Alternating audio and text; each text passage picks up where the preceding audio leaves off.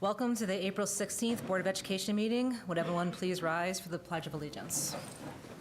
I pledge allegiance To the flag of the United States of America and to the republic for which it stands, one nation, under God, indivisible, with liberty and justice for all. Okay, the first order of business tonight is the election of the president. I'm going to have a nomination for the office of president. I'd like to nominate you for president. Okay, is there a second? Second. Gloria? Are there any other nominations?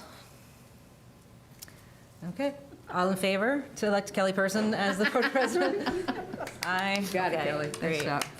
Passes 7-0. Thank you. Okay, now we have to nominate a vice president. I would like to nominate Blanca Gonzalez-Parker as a vice president. Is there a second? Second. Second. Are there any other nominations? Okay. All those in favor? Aye. Do I have to vote? You can abstain, I suppose. Okay. 7-0. Congratulations, Blanca Gonzalez-Parker is our new vice president. So, can you pass this down to Blanca? Okay. So I'll read the oath of office. I do solemnly swear that I will support the Constitution of the United States and the Constitution of the State of New York, and that I will faithfully discharge the duties of the office of President of the Board of Education according to the best of my ability. And Blanca, would you mind reading yours? Okay. I do solemnly swear that I will support the Constitution of the United States and the Constitution of the State of New York, and that I will faithfully discharge the duties of the office of Vice President of the Board of Education according to the best of my ability. Great. Okay. All right, so that's old business. Next is the showcase of students. Dr. Wiles? All right, thank you. So nice to have a full house here this evening for our Board of Education meeting to appreciate and recognize our winter athletes. So I'll turn things over to our athletic director, Mr. Dave Austin, for the festivities.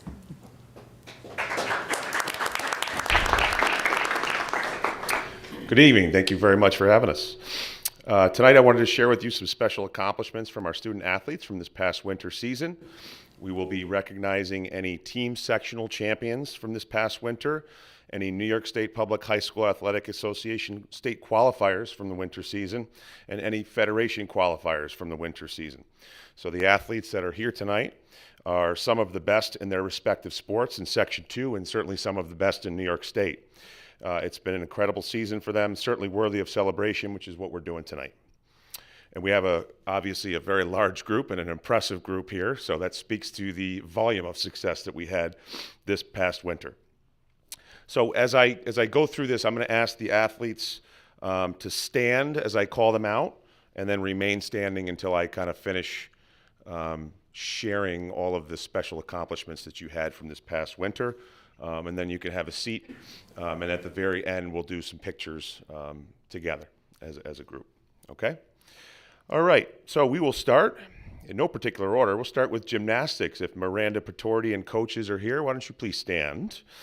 At sectionals, Miranda Patorti placed 3rd on the floor, 6th on the beam, and 6th in the all-around. In doing so, she qualified for the NISFA Championship at Clarence High School in the beam and floor. I know that was not the first time she qualified for that prestigious event. So congratulations to Miranda and coaches on a great season.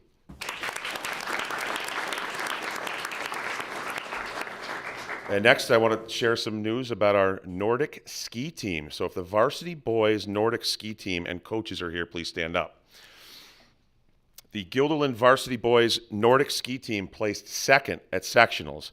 I don't know if we've ever had a higher finish in program history. Am I right? So we made history, literally made history. The Nordic ski team, boys team this year, placing second at sectionals. They're runners-up to Queensberry, an amazing season from the Nordic ski team. And I'm going to also shout out some specific skiers. So if you're here, Nathaniel Burke, Landon Keenel, Christopher Bowman, Violet McCutcheon, and obviously coaches remain standing. All of these athletes qualified for the NISFA championship race in Lake Placid. And Landon Keenel placed third at the state championship race. Out of everyone in New York State, he placed third. He was also on the relay team that placed second. So this program made history this year, so congratulations to our skiers and our coaches on a fantastic season. Next up is our boys swimming and diving team. We have some members of the team here, hopefully here tonight, so stand on up. That's Isak Berkanovich, Bao Nguyen, Eric Ryan, and Brody Steele. We're going to start with Isak. Isak was the section champion and New York State qualifier and school record holder in the 200 medley relay. Actually, all of them were on the 200 medley relay team, but I'll repeat that as I go through each of the kids.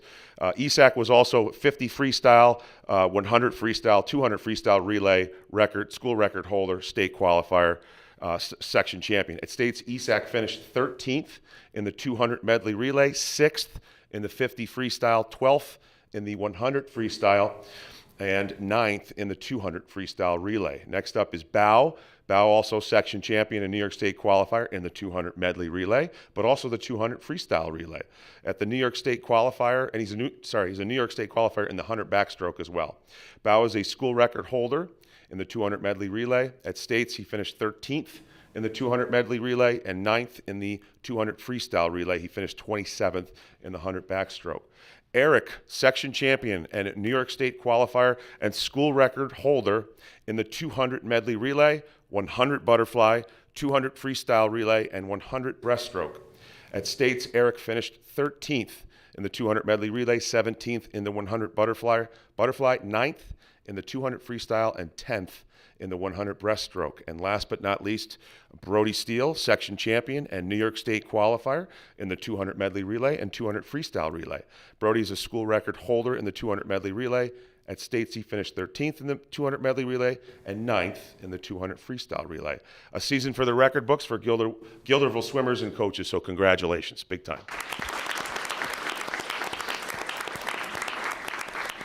We have some wrestlers here. Nadia Howelchek, Anelia Kennedy, Billy Paquita, and coaches. Stand up. Nadia placed third in Section 2 and qualified for the NISFA Wrestling Championships. Her teammate, Aniela, was a Section 2 runner-up and qualified for the NISFA Wrestling Championships for a second time. That's 2 for 2. They've had 2 wrestling championships for girls wrestling. She's been there both times. Billy Paquita was a 285-pound Class A runner-up, Section 2 champion, and also qualified for the NISFA Wrestling Championships at the MVP Arena. Congratulations to our wrestlers and coaches on a fantastic season.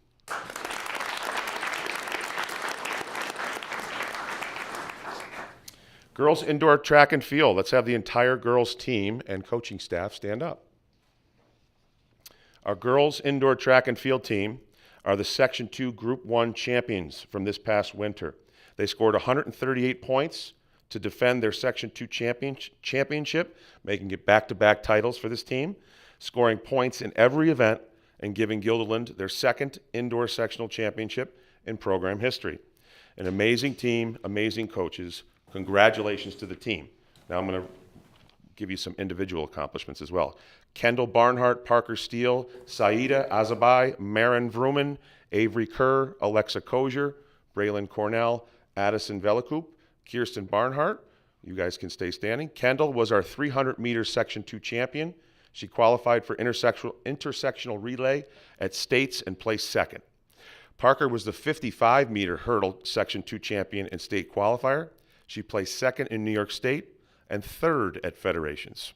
Saida, Parker, Marin, and Kendall made up the 4x200 sectional championship and state qualifying relay team. They placed second in New York State and second in Federations.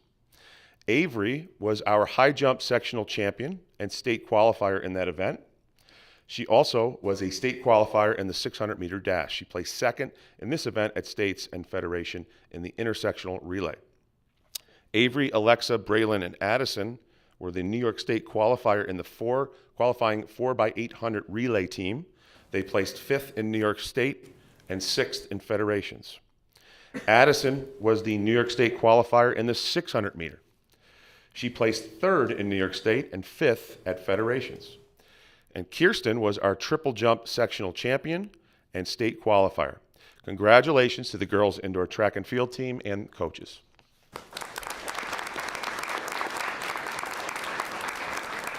And last but certainly not least, our boys indoor track and field team. Hopefully we have some of them here tonight. Ethan Solomon, Trevor Whitney, Brady Conboy, Jack Larson, Akash Iyer, Will Smithis, and coaches. Ethan, Trevor, Brady, and Jack were a part of the 4x200 sectional championship relay team that also qualified for the New York State Championship meet. They placed 5th in this event in New York State and 6th in federations. Akash and Will were also 3,200 meter state qualifiers in that event, the 3,200 meter relay, 3,200 meter run. So congratulations to our boys indoor track and field team and coaches on a successful winter season.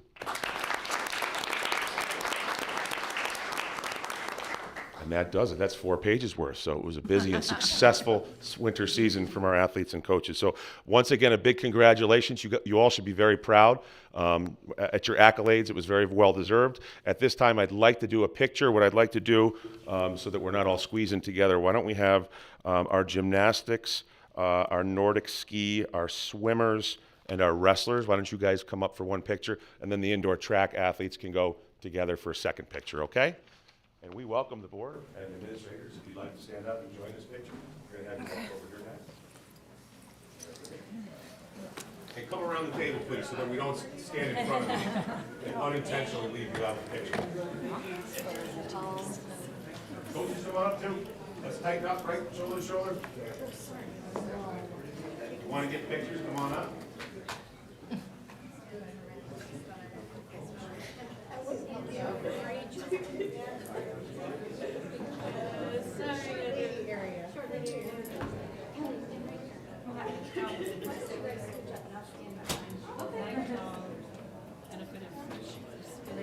Okay, I think we're all in. All right. I think we've got a few photographers, so bear with us.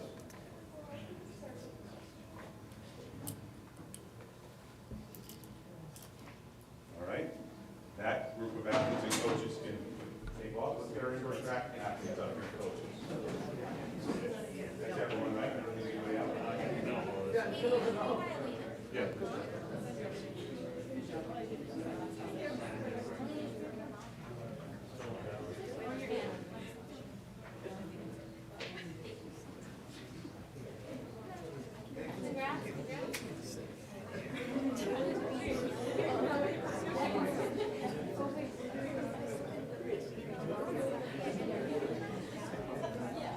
Maybe if you're in the front, just a little lower, that's perfect.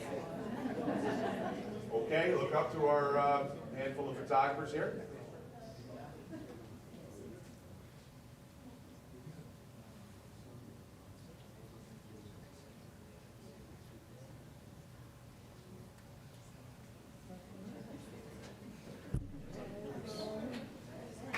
Thank you guys again for inviting us.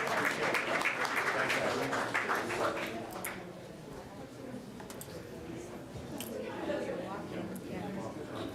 The walking is the good part. And are you wearing a platform? I'm feeling it if it makes you feel better. Yeah, I'm just in awe. It's extra PT. I'm in awe. Is it Perth's turn yet? Or Perth?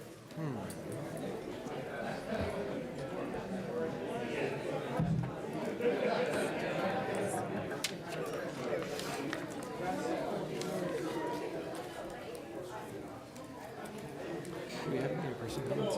They're not staying for them, sorry. Do we have any? I know, I'm just gonna give them a I second don't to blame them, do you? Hi, Nina. exodus. Sorry. All right, while they finish up leaving, I'd like to introduce, welcome our high school representatives up for their report.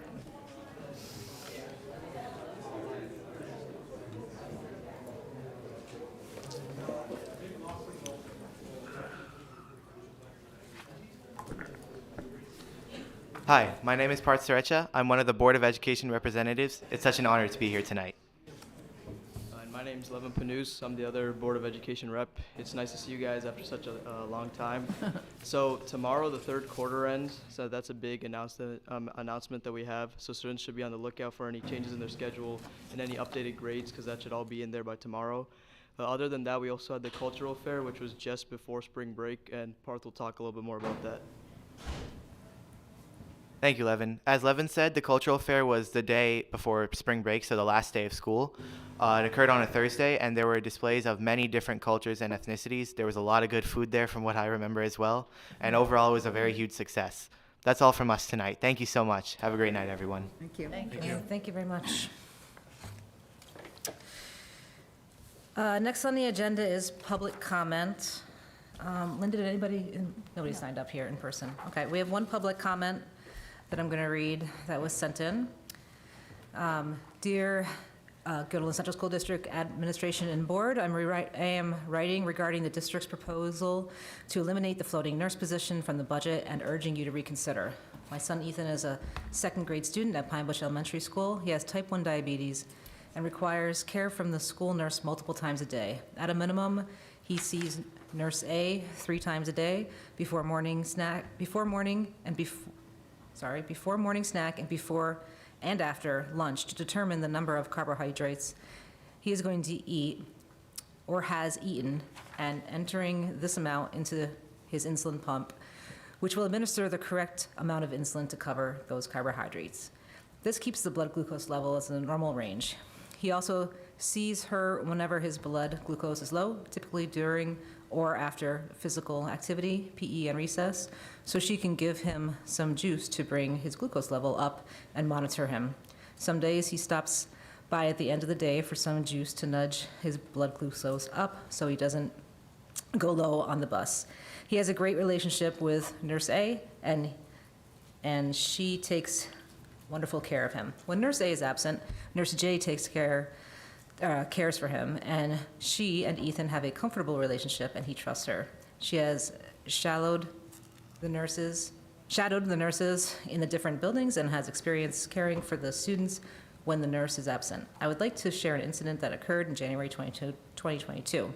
There were 2 days when Nurse K was absent and the floating nurse was unavailable. An agency nurse named J filled in, and it was simply awful. She was unable to follow Ethan's health care plan, which are instructions for how to care for him.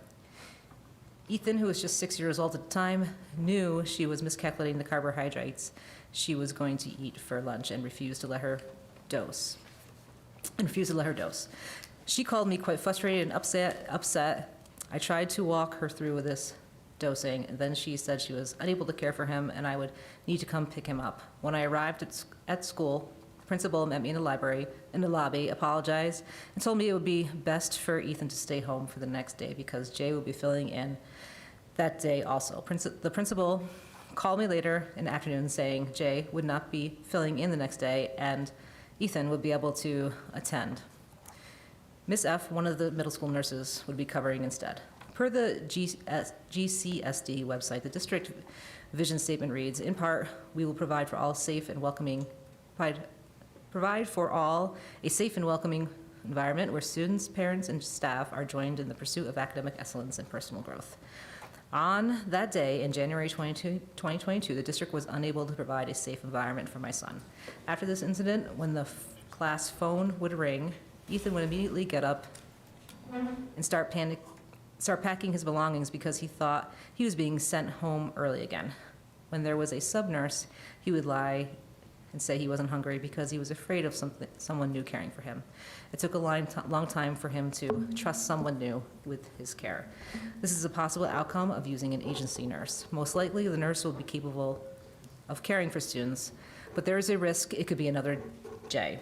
I appreciate you reading my letter and ask you to reconsider the proposal. Respectfully, Rebecca Splatton. Okay. Was there any other public comments written? Nothing. Okay. We're going to move on to the consent items, and it includes the minutes from the March 26th meeting, the CPSE and CSE recommendations, the personnel agenda, and the financials A through E. Do I have a motion to approve the consent items? Nate, and second is Katie. Is there any comments or questions? All those in favor? Aye, passes 7-0. And in that brief moment, we have a new, soon-to-be principal at Altamont Elementary School. I want to congratulate Mr. Steve Wolf, who will take that role on July 1st. Welcome.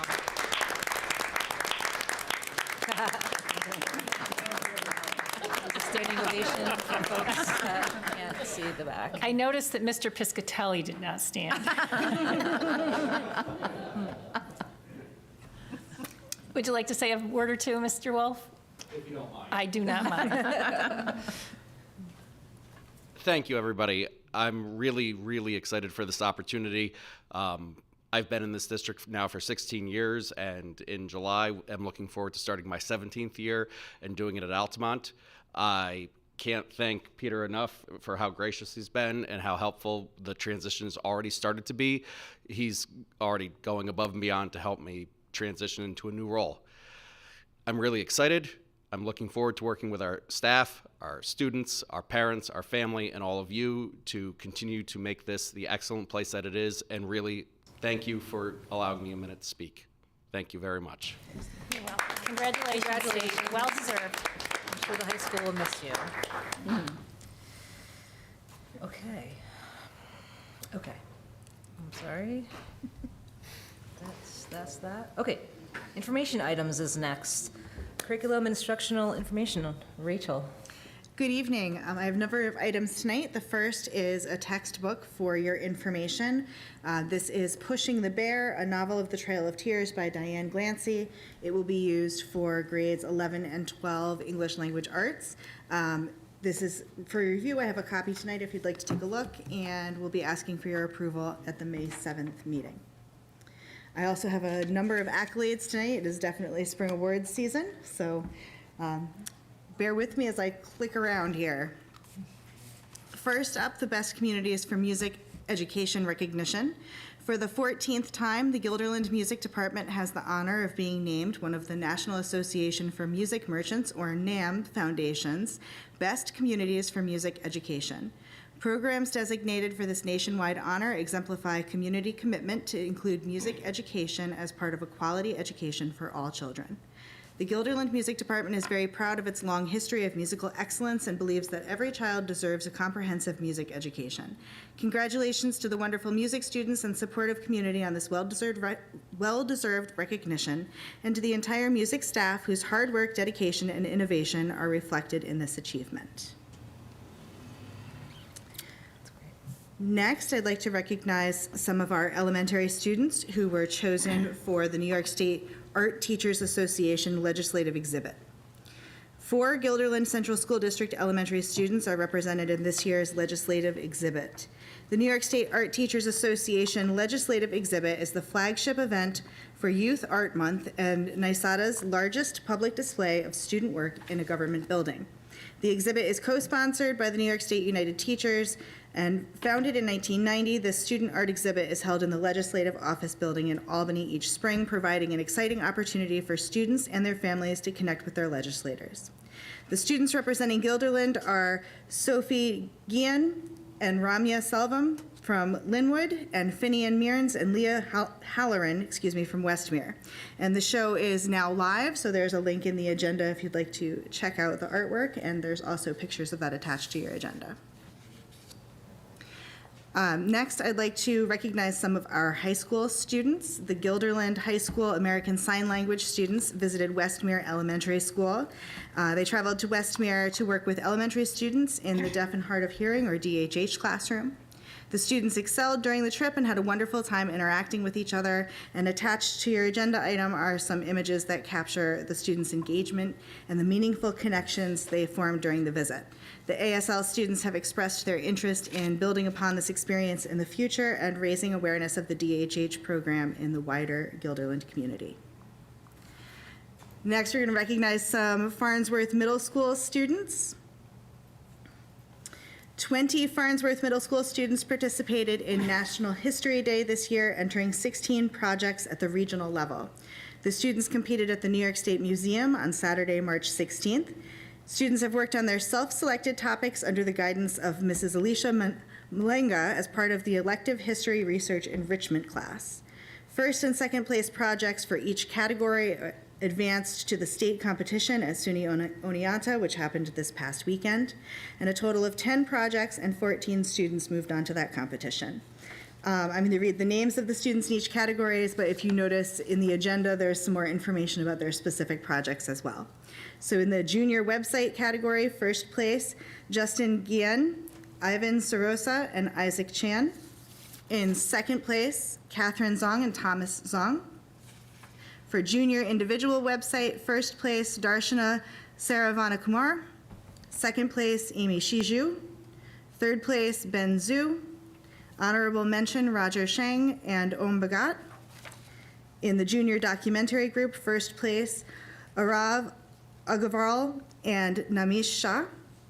And in the junior individual documentary category, first place, Anika Bupati. Second place, Sloka Namagata. In the junior paper category, second place, Samya Deo, and honorable mention, Gautam Karthik. Individual exhibit category, first place, Matthew Stapleton. Second place, Ananya Dixit. Third place, Moshe Prasad, and honorable mention, Emily Kim. Some additional elementary student recognition. First in math, 3 fifth graders from Guilderland Elementary School, Krishay Balani, Fat Dang, and Joseph Gerace participated in NYSET's first in math competition earlier this year and qualified to participate in the elementary mathematics tournament at UAlbany on June 1st. Each student received a trophy, and the sponsoring school received a $1,000 prize from NYSET and a plaque to be displayed in the building. Congratulations to the students and to their teachers, Beth Tangor, the 5th grade classroom teacher, and Stacy Kirk, math specialist. Good luck to them on June 1st. And our last accolade tonight, Scholastic Art Awards. Since 1923, the Scholastic Art Awards is a national competition that has recognized some of America's most celebrated artists and writers when they were teenagers, including Shabala Self, Stephen King, Kay Walkingstick, Amanda Gorman, Charles White, Joyce Carol Oates, and Andy Warhol. We are proud to announce that the following students have been selected for Scholastic Art Awards. Jade Sun, with Herpes' Pressure and Spectrophobia. Angela Lee, with Joys of the Wilderness. Jade Sun, with Nanai. Olivia Poveda, with Sorry. And Ria Ramanathan, with Lending a Hand. The gold key works, which were Jade Sun and Angela Lee, those works have automatically advanced to the national level of judging in New York City, and medalists will be announced on June 12th. So congratulations to those students. Wow, thanks for the update. A lot of great stuff. Rachel, did you want to mention D? I don't know if you mentioned that one, the American Sign Language, the high school kid? Yes, who visited Westmere? Yeah. Or did you mention, I'm sorry. No, it's okay, it's okay. There was a lot tonight. A lot of I was accomplishment. trying to follow along. Yeah, some really impressive student achievement this Yeah. past few months. Great, thanks so much for the update, and congratulations to all of the awards and accolades. Next is superintendent information. All right, Dr. thank Wiles. you. I have 4 items tonight. The first is a reminder about the potential for a school recess day on May 24th, 2024. If the school district does not experience more than 2 emergency closing situations prior to Memorial Weekend, all of our schools will be closed on Friday, May 24th, 2024, due to unused snow and emergency days allocated as part of this school year's calendar. This was listed in our calendar as a contingent holiday, and all district and school offices will be closed on that day. Monday, May 27th, 2024 is also a recess district-wide in advance of the memorial, in observance of the memorial holiday. So let's hope for no emergency closure days between now and then. My next item is an information item regarding an application for a grant through Broadview Credit Union. Shelley Strack, who's a health teacher at the high school, has applied for an innovative educator grant in the amount of $1,000. potentially awarded through the Broadview School Enrichment Program. This grant is for the purchase of supplies and materials in order to bring innovative classroom projects to students.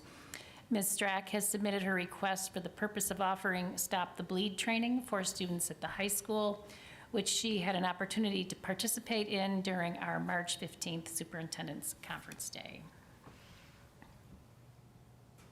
So good luck to Shelley. Our next item is an information item, and it gives our board members a first chance to look at a draft of our board meetings for the 2024-2025 school year. There's no action required on this yet, but they are mapped out beginning in July 2024 and all the way through. Actually, we include the July 2025 date in here too for planning purposes. Actually, no, we didn't, but I think we're looking at July 1st, 2025. So please take a look. We don't adopt this calendar until the organizational meeting in July, but we want to give you plenty of time to give us feedback.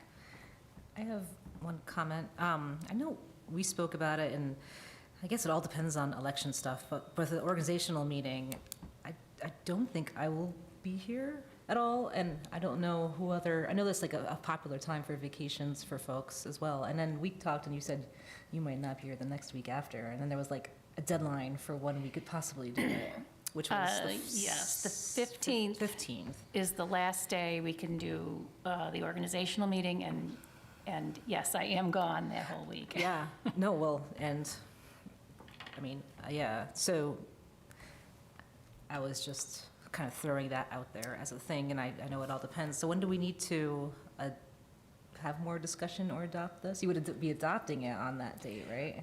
Well, we actually adopted it We adopted it last last year year when that we did included the July date? We try to do Yeah. it in a year in advance. You're better at planning than our vacations. We can do maybe a doodle poll so we don't do it during the meeting time. Yeah, to that's a see if possibility. everyone is available, or Yeah. if we have a quorum available, because we're not sure who will be sitting here. I know, on that's the July 2nd either. complicated part, too.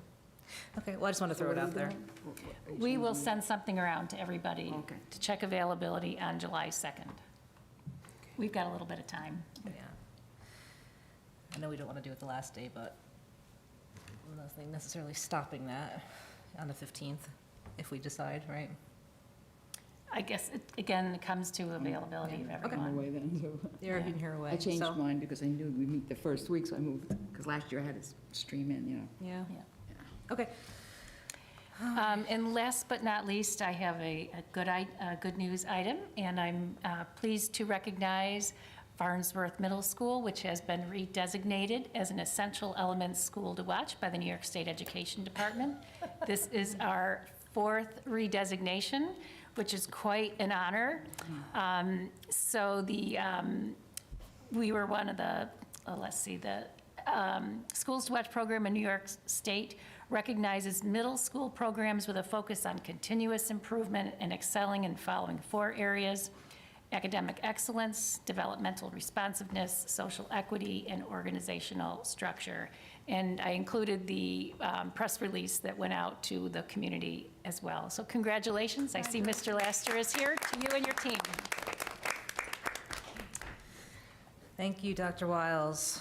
We'll move on to board president information. First item is the Capital Region BOCES budget and board election vote. The 2024-25 Board of Cooperative Educational Services budget and election will take place on Wednesday, April 24th, 2024. There are 2 seats up for election, and this is the date of our special board meeting that takes place at 8 a.m. The next item is about the upcoming Board of Election, May 21st, 2024. I can go ahead and read this. Petitions are available through the district clerk for any district resident who might be considering running for the Board of Education. 43 signatures of eligible district voters are required based upon 2% of those voting in last year's election. There are 3 open seats. The candidate with the highest vote total, who is not running as an incumbent, will serve a 3-year term that begins May 22nd, 2024, and will run through June 30th, 2027.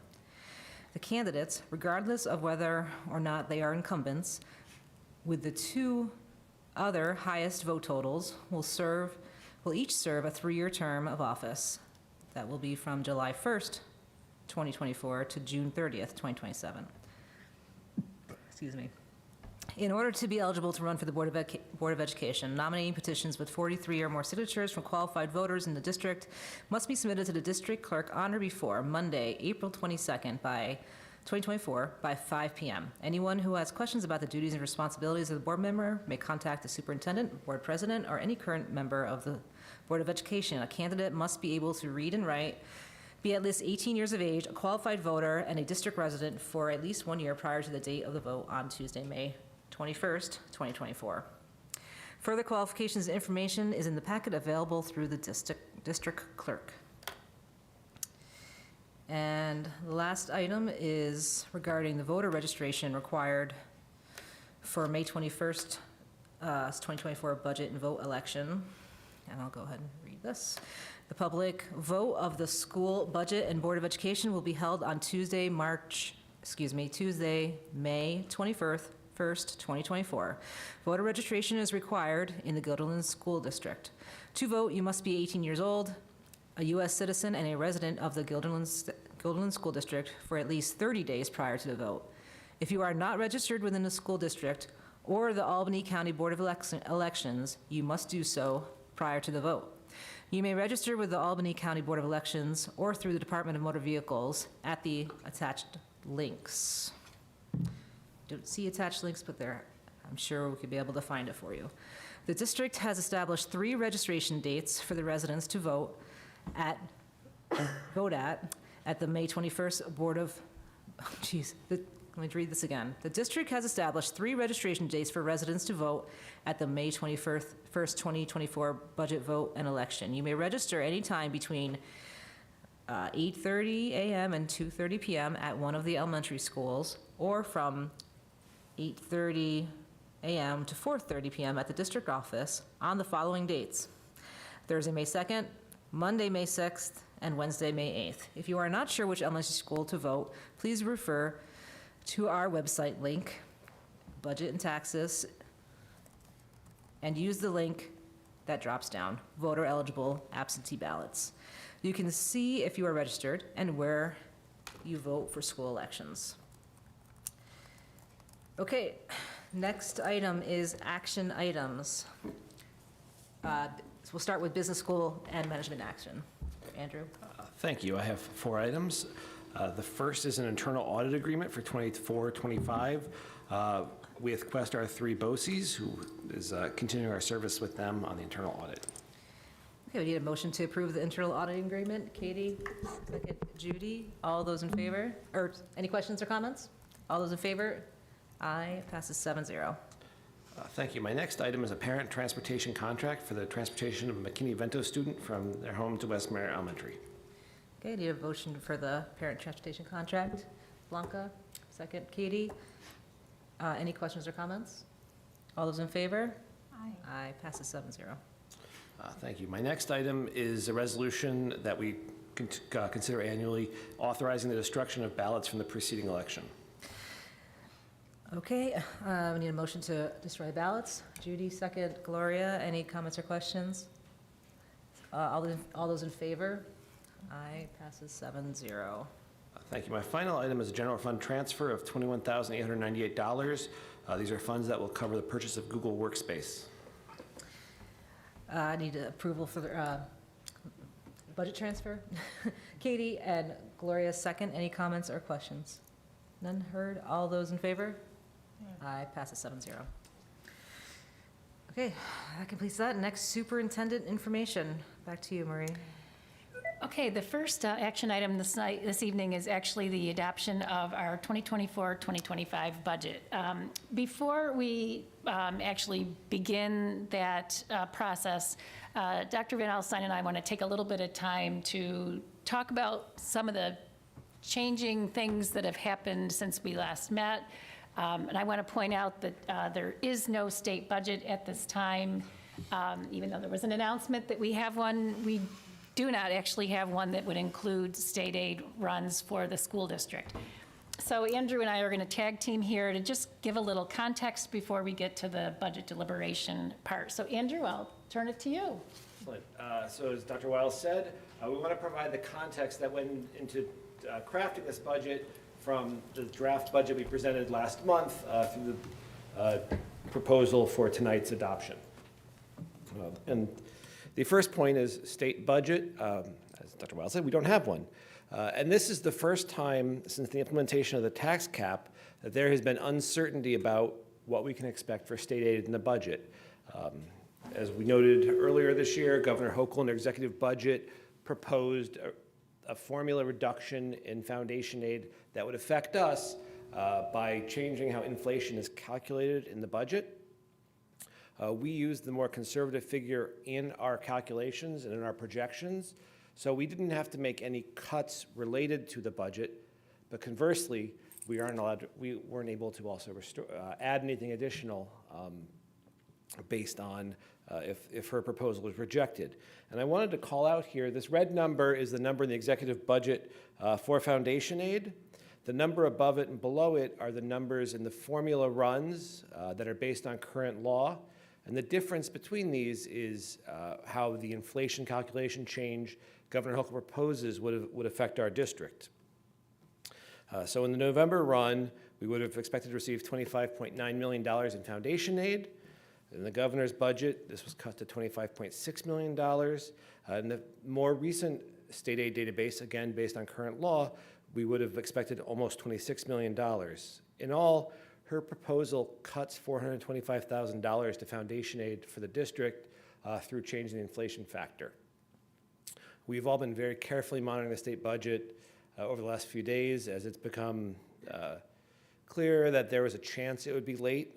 And this, as I said, is the first time this has happened under the tax cap. Prior to the tax cap, school districts were able to set the levy needed to support their budget. Conservative estimates of state aid, if state aid comes in higher than what was forecast, there could be adjustments to the levy amount. That's not possible under the tax cap because we have a strict limit we follow, as I've walked through those calculations at numerous board meetings leading up to this date. So this is the state context we had to operate within when we crafted our budget proposal.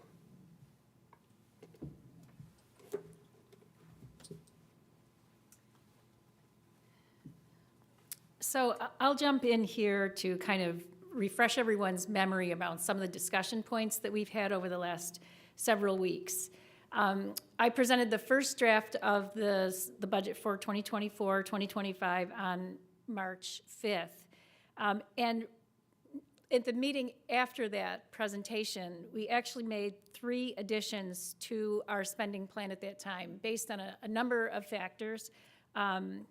Some of them including feedback that we received from our communities, some of them based on additional information that became clear to us as we continue to work through this process. So those 3 items that we added right after that first presentation were the additional section of the high school comprehensive skills section. We added girls flag football, and then $74,000 and change for costs associated with maintenance and facilities. So those decisions were made earlier in March.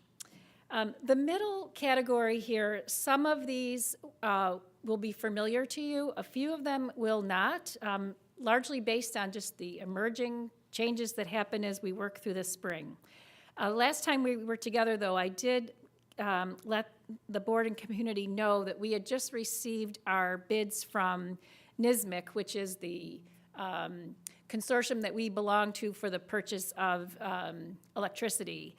And the bid for that amount, bid for that service was actually $98,000 higher than we estimated before we had the bid. Obviously, we need to fund our costs for electricity going into the school year. So that was one of the areas that I knew we would need to look at some more. We also have some additional BOCES commitments. Last Friday was the deadline for finalizing our firm commitments with BOCES, and as we were fine-tuning all of the things we need to purchase from them, we had some additional costs that we needed to build into there. The main thing here was our fire safety service, which obviously is essential. We also got some closer estimates around our general insurance premium. That's up $3,900. So all of those are really things we can't not do because we need them in order to function. The next three items on this list, though, I want to bring to your attention. Since we last talked about sections in our elementary buildings, Altamont Elementary, which is getting a lot of attention tonight, has had quite a few additional kindergarten students registered. They're currently at 53 kindergarten students in 2 sections, which puts them well over the 23 upper limit for that class. And I would like to propose tonight that we fund that section of kindergarten now without touching the 4 unassigned we've already talked about, because we have 4 other sections across the district where the numbers are changing. And again, those unassigned FTEs are for uncertainty. This is not uncertainty. We have the children registered, so I'd like to propose that. The next item down is called TransFinder. One of the other things that's changed in recent weeks is we have a new director of transportation. Our friend Inhosa went to State Education Department. We now have Craig Lips, who is working with us. And it did not take him long to kind of with fresh eyes look at how we're doing our routing. And he made a recommendation that we transition to a different platform for doing that. We kind of do our routing by hand right now. And has recommended the purchase of TransFinder, which is just under $40,000 as a cost. But the efficiencies that it will give us an offset of $100,000 that I'm also proposing here. And that $100,000 is on the conservative side, but we think this is a good investment. Under normal circumstances, we would wait a year to go through this process, but it seems not wise to wait a year when we know we can find savings in an area that we've really struggled with over the last several years. So that's an additional $175,934. The last part of the chart here is really a reminder of a slide that I shared with everyone back on March 5th, which was a slide I include every year that says, well, if we were to get some additional resources, what are those things that would be of interest for us to restore that were not included in the budget? Top of the list, we have an elementary school counselor position that was split between Altamont and Linwood that was funded through our federal dollars. Those dollars are going away. We have not had room within our proposed budget to fund that position. Also on that list were the teacher leader stipends for our K-8 Positivity Project teacher leaders. Those individuals over the past 3 years have done a great job helping us implement that program K-8 with a great deal of fidelity. That is not included. Mr. Austin had also proposed the addition of several district-paid assistant coaches. I think there were 5 sports that he proposed to a total up to just under $16,000. Those are not included. We have talked a lot about replenishing our reserves in general. I know on March 5th I talked about our tax certiorari reserve. We would not necessarily need to replenish that at this point because we have figured out how to address our current obligation in a different manner. We also had a request for additional supplies for our business and family and consumer science. And then following a number of conversations with, including public comment, the board asked that I add, and I did, the float nurse for just over $80,000 to this list of optional additions. So that was a refresher of the memory for the kinds of things that rose to the top. So I'm going to turn things back to Andrew. Thank you. So I just want to talk through our final budget proposal, how we got to what we're presenting tonight in the face of the changes that were already made, sort of have to be made, or it makes sense to make, as well as uncertainty in the state budget. And our final budget does three significant things in addition to what's already been covered. One, we reduced the appropriated reserves by $150,000. This is almost the total amount of reserves we appropriate. This is something that we have done in recent years as a revenue source. This contributes to that replenishing our reserves point. That was a point of emphasis in this budget. The second is we exclude library capital debt from the tax cap. This is a very uncommon situation. Most school districts don't have school district libraries. Most school district libraries aren't actively borrowing. We just recently bonded on behalf of the library, and pre-tax cap, this was included in our levy. After the implementation of the tax cap, it needs to be excluded. So this is a change from the proposed budget. And finally, the sum total of all of this proposes a levy that is below the school district specific tax cap, which means that for voter support, it would only need a simple 50% plus one majority for adoption. It would not require the supermajority because we're not overriding the tax cap. So the final numbers. Current year budget is $119,772,194. Proposed expenditure increase of a little over $5.4 million, which results in a $125,192,817 budget. This is a 4.53% year-over-year percentage increase. The associated levy increase is 2.74%. Our tax levy, as I said, is below the tax cap.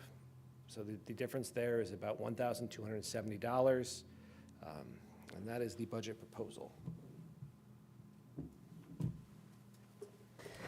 Okay, thanks. So you have a worksheet in front of you.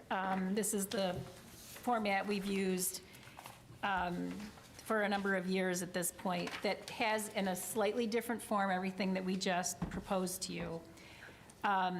So above the blue line was the work we did for the March 5th presentation.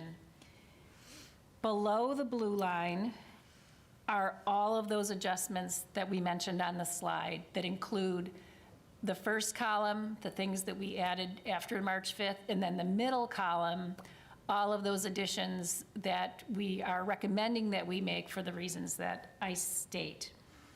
You see two numbers in red in that column underneath the blue line. One is the $100,000 I referenced earlier that we are anticipating as savings from the transition to TransFinder, and the other is the $491,624 library capital debt adjustment.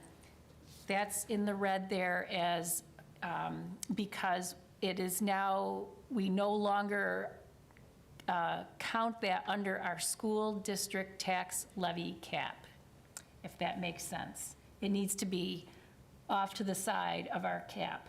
And that gives us the additional room underneath the tax cap to stay at the 2.74 and add these additional things that we've already spoken about. The sum total of that means that we're just $1,271 beneath our tax levy limit, so that if this, as I state, is what goes before the voters, we would require a 50% plus one voter approval. So Andrew and I did a lot of talking, so we're going to stop. And typically at this point, you get a motion and then we go from there. So we need a motion to adopt the budget as presented first. Gloria, and second, Katie. And then now we can make any Or comments. discuss. Is there any discussion to be made? Okay, is there any resolutions to be resolved So I just want to be clear. or proposed? We don't have wiggle room except for $1,200, basically. We have $1,200 that's not accounted for. Right. Without going over the tax cap. So I feel like there's really not much we can do. We can't add anything, so. Dr. Wiles, if the state manages to get its budget together and things change, We can't do anything once we voted, right? That's correct.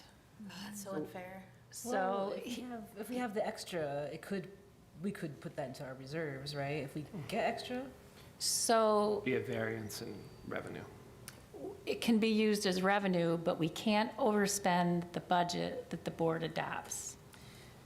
We can't add anything to it then. So if we got more revenue, Right. I mean, this is the classic scenario that every school district lived under when we had routinely late budgets. You have to pick a number in April because we have newsletters to produce and legal notices to do when you don't really know your revenue.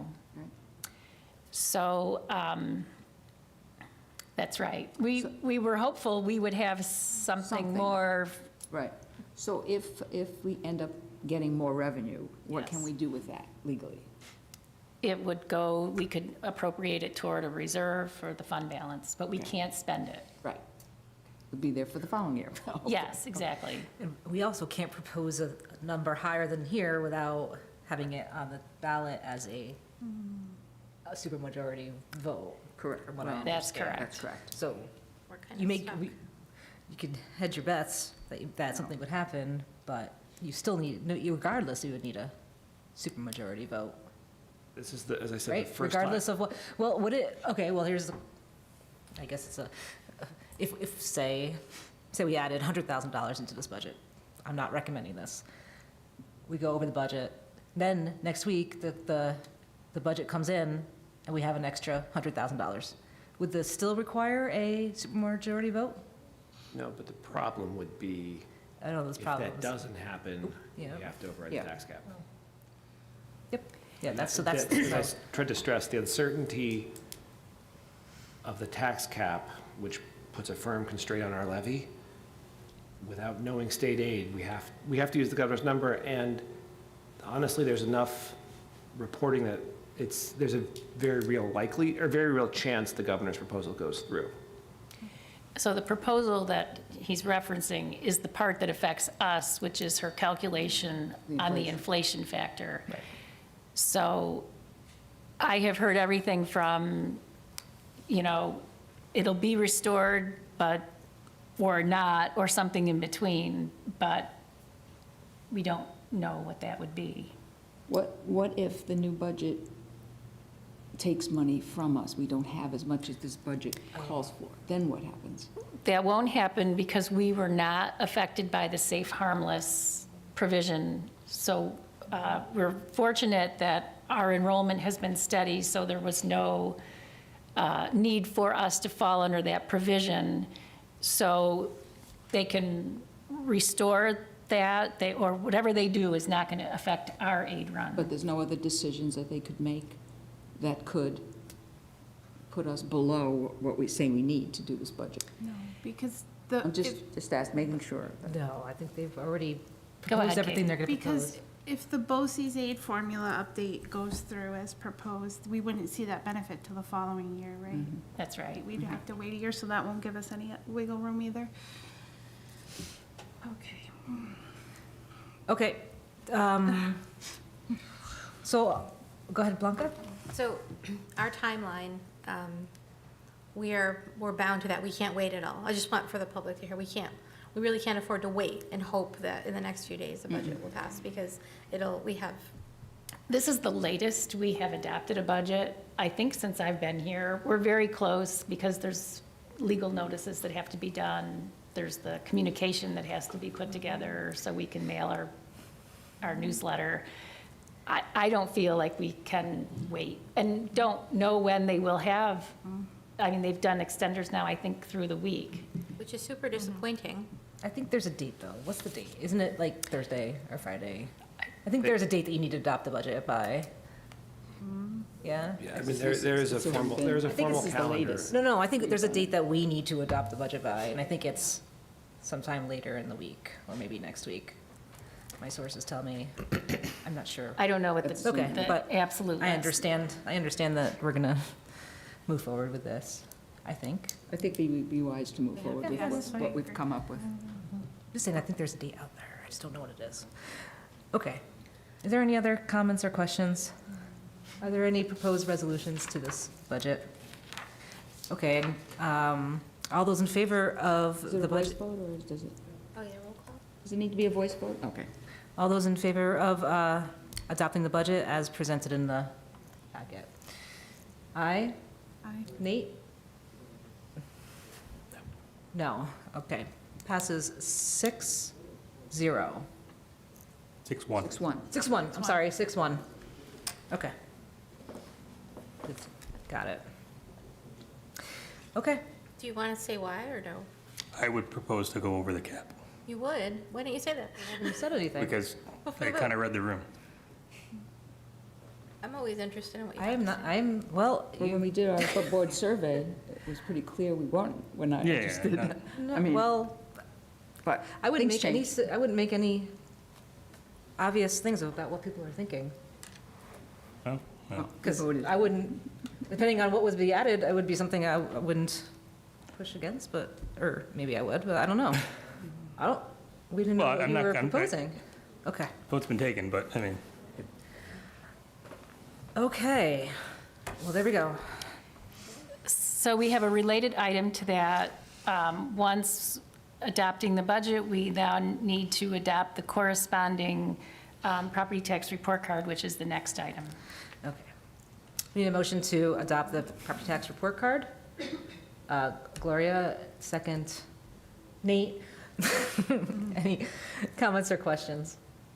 No, all those in favor? Aye, passes 7-0. Okay. Okay, next item is board president information. We have a number of policies that were up for info on March 26th and are now up for action. They are listed as A through G in the agenda. Need a motion to approve these policies? Katie, and second Nate. Any comments or questions? All those in favor? Aye. Aye, passes 7-0. Okay, on to board committee reports. Oh, shoot. Audit committee. I am on audit committee, and Rebecca is not here. And I think we did not have a meeting, right, Andrew?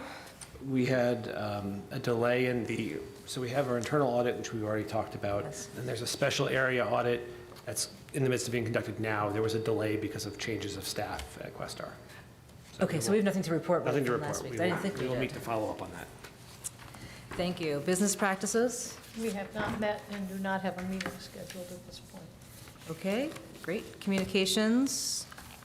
Katie? We met to go over the budget newsletter and looked at examples and ways to communicate our propositions to the community. We did take into consideration the concerns from the board about how to best communicate both of our traditional bus transportation proposition and the electric bus. So we talked about that and how to present that to the community, and we are close with this late budget, as late as we can go with trying to get this information out. So hopefully this works with the state. Here we go. But we do not have another meeting planned yet. That will be to be determined. When does the flyer go to print? Do we know, or is there? Yesterday. I'm really still very concerned about this budget, this bus thing, and I just want to make sure how emphasized as much as possible on that and other means. Yes, that's what we spent our time really looking at, is layout and how to have that stand out and be clear to everyone. So that was most of our meeting, was how to present that. And there's only so many wording that can be put on the ballot, so we have to present it that way, so. It was also online and social media and Altamont Yes. Enterprise and things like that. Okay. Back to my meeting. I've lost my meeting. Anybody tell me what's next on here? Oh, DEI. That's what I was looking for, the minutes of the DEI. I started to read through the minutes to refresh my memory of what was going on in DEI. I could go through here. So we had a DEI meeting on March 21st, online. We started talking about fireside chats and how a virtual option is a positive thing, and people seem to be interested in having that definitely included, if not always, with all the fireside chats. Let's see, the research committee was talking about the climate culture survey that will likely go out in April. Dr. Wiles also seconded that and spoke a little bit about the nature of that. It'll be through a thought exchange. So that's a platform that we've used in the past and we've had good success with. And is that for students and teachers and community, or? Yes, haven't so it'll decided be, yes, we're working through the logistics of it now, but it'll be staff, students, families. That's great. The Student Voice shared that they're working on their anti-hate rally, which is always a fantastic event. It appears it's going to be planned for Thursday, May 23rd, and the theme is Diversity is Our Strength. And hopefully we'll have more information on that soon. And we went through DEI in action about some of the events, or some of the things the facilities or the faculty are doing to make good on their equity teams progress. Kind of just went through, and the board meetings are, the minutes are in here if you're interested more about it, and the recording of it is posted on our YouTube, right? Yes. Page. So there's more information there, so I won't go through all of. Oh, we also had a presentation from our special education department as well. So that information is available for you if you desire to watch it and or read through the minutes. Okay. And then our policy committee, any updates other than what we went through? No, and we don't currently have one scheduled. We're down a member now. I don't know if NISBA's got anything we didn't have anything that's, usually I'm told if we have NISBA things to look at, and I haven't been told, so we haven't scheduled anything. I think we've seen an update come through. Yeah, probably, hopefully before the next meeting, get something scheduled. Okay. All right, Linda, is there any other public comments? No. Okay, and we're up to board issues, ideas, and sharing. Go ahead, Gloria. Just wanted to congratulate all our young artists. The elementary art show at the library, once again, was awesome. It was packed, though you really had to get there early to make your way around. But beautiful job by our staff and our students. It really is a pleasure to go to that, so upbeat. Go ahead, Blanca. I have 3 things.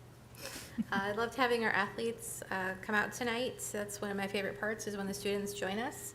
I would also love to see members of our music community come to a board meeting if possible and be recognized in the same fashion, especially since we are in our 14th year of that particular designation of being, I think, what is it, an outstanding music community. So I just want to put that idea out there.